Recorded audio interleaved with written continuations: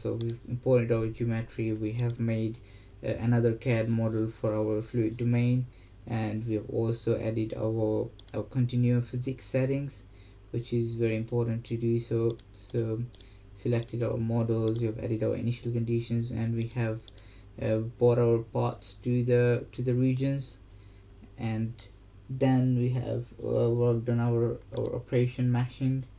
We've changed some meshing properties and donated our polymer mesh.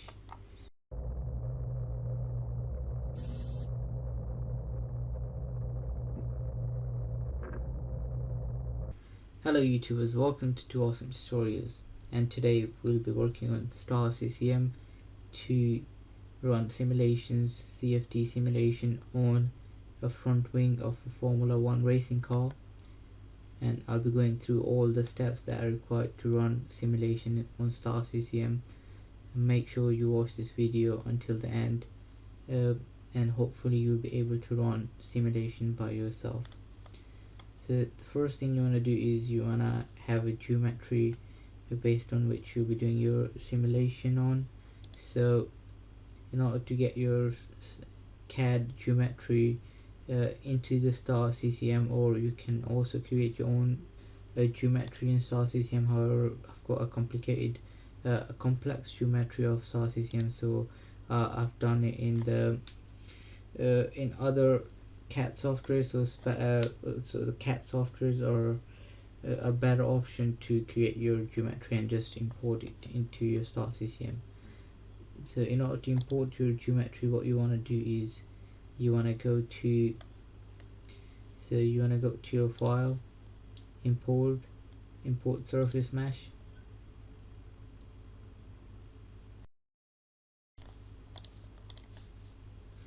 So once you have selected your CAD model, you're gonna get an option to some of the options when you're importing your file, such as create new part or create new region.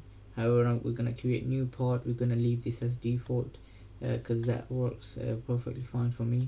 Okay, so once that's done, you'll be able to see your new part, which is the front wing of the Formula 1 racing car, and we can run a simulation on this where we will have a fluid, some air coming in from the front and leaving from the back.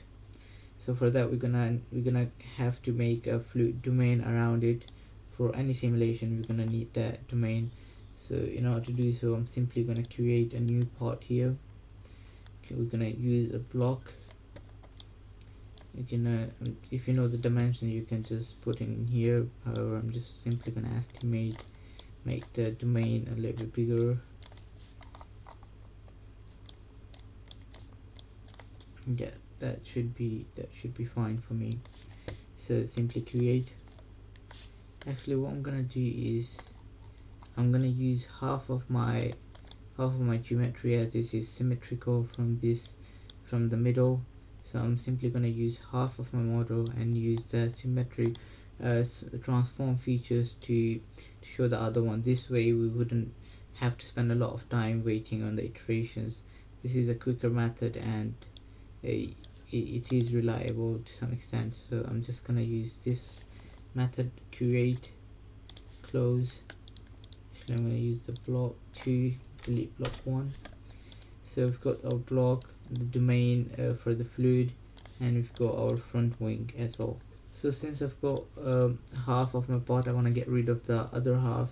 So what I'm going to do is I'm going to select both of these, and then right click boolean, subtract, and discrete. Okay, so now we've got our new boolean here, which we're going to use for our regions. The next step, what you want to do is you want to move this one to, actually we're gonna create our surfaces. So basically we're gonna split this by patch. We have different surfaces. I'm gonna use one side for the inlet, so therefore I want to name all of these separately. So as you can see, this is at the front, name inlet, create, and the side wall, create, top roof, create, and then this one at the back, which is our outlet, create, and then at the bottom. Now you might notice that we're not able to see create option for the last plane or the side. For this is, I think it's the CFD bug. So what you want to do is you simply want to close it and rename it when you see the block surface here. So this is side wall 2. Okay, so that's done. We've got our subtract, and what you want to do now is you want to add this one to our regions. So we're gonna simply assign parts to region. We're gonna create a boundary for each part surface, because I want to add some properties to different surface parts. So create.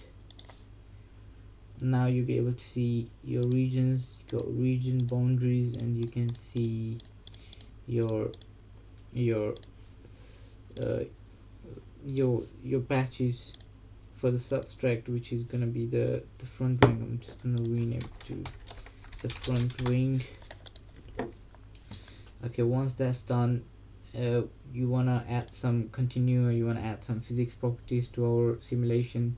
So you're simply gonna click on physics continue, and then you're gonna select some models here. So for these models are very important for CFD. So you might do some research for each of these to know which one to use for your simulation. So for now we got 3-dimensional. We're gonna click on 3-dimensional. Using gas. If you're using liquid such as water, just click on water. Gonna go for gas couple, segregated flow. All of these you must do some research before you run the star CCM simulation, because these are very important values to get some reliable results. I'm gonna go with couple flow. We've got constant density, because my density is not changing. My flow is incompressible.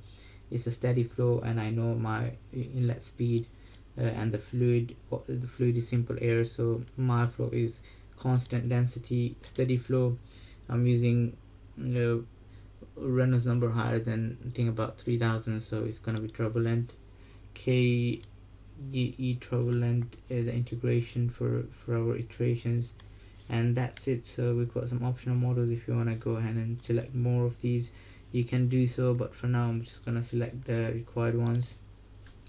Once that's done, you want to add some initial conditions to your model. So as you can see here, we've got, so in order to add this, you want to look at your model, and you want to look at this axis system here. As you can see, our fluid would be coming from the right and exiting from the left. You can see the axis system. From the x, we've got we need the negative direction flow.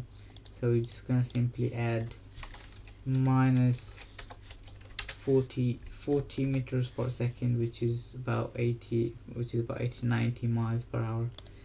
That will be fine for us. We also want to add our pressure, which is going to be the pressure of the air at sea level.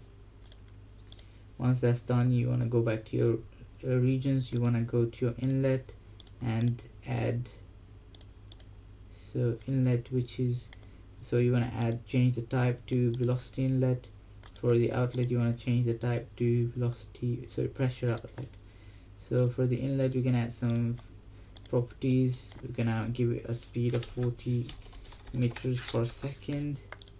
For the outlet, I want to give it the pressure values, which is going to be 11325. Okay, so the other surfaces, as you can see, the wing, which is a wall. Okay, we've got a bottom wall, but what I'm gonna do is I'm gonna make it slip. I want to make it slip because there's no friction on the walls. I don't really want to consider my walls, so I'm just gonna make all of these walls slip walls. So go to physics conditions, shear stress, slip wall. Okay, once that's done, the next step is to mesh our model, our domain, as well as the front wing. In order to do that, what I'm gonna do is I'm gonna click on operations, right click on operations, and go to mesh, automated mesh. Now in here you can select your meshers. Obviously you can do your research again on what type of meshing would work best for your model. So I've got some complex geometry such as curved surfaces. I'll go with polyhedral. I'm going to select surface remesher, and you've got some optional boundary layer meshes. So prism layer, you can obviously do your own research to do so. The automatic surface repair obviously is better to do so, so I'm gonna just simply select that, and that should be good to go. So once you've created your automated mesh, you will be able to see some icon here, because you have to do some more properties here. You need to show parts to be meshed. As you can see, we haven't got any yet. So what you want to do is you want to input some parts. I'm going to click on our subtract and input that, because that's what we want to be meshed. You can also edit your own mesh settings if you know your base size, your number of prism layers that you want to use. If you don't know, then you can just leave it as default and just go ahead and run your simulation, or you can simply play around to optimize your to optimize your mesh. For now I'm just gonna leave it as it is, and I'm simply gonna generate volume mesh. So this one here would take somewhere around 5 to 10 minutes based on how complex is your geometry is. Okay, literally took less than a minute. I want to see how my mesh looks. I'm gonna go to my scenes mesh. Okay, but it doesn't look too good here, because you can see it looks quite funny, and it wouldn't give me the results that I want, because as you can see the curved part of it. I'm gonna make it transparent. Okay, as you can see it looks really weird. So as I told you, my geometry is really complex. I've got some small curves around here. So what I want to do is I want to change some settings here. So I want to go to my meshers, and I want to go to my default controls. Base size, I'm gonna make it 0.2. So this base size is basically the size of these polyhedral structures here. So the lesser you have, the more time it's gonna take to run your simulation, but the precise the results are gonna be precise. So this geometry here shouldn't be looking like this. It should look almost the one you imported from CAD. But I've got some more settings, such as number of prism layers, and then the growth rate for the surface, proximity, curvature. I'm gonna make it 360 because I've got so many surfaces. And well, I mean, the main thing is the base size. To be honest, if you decrease the base size, it's gonna make a big difference. So we're just gonna go ahead and give it a try again and see how it looks.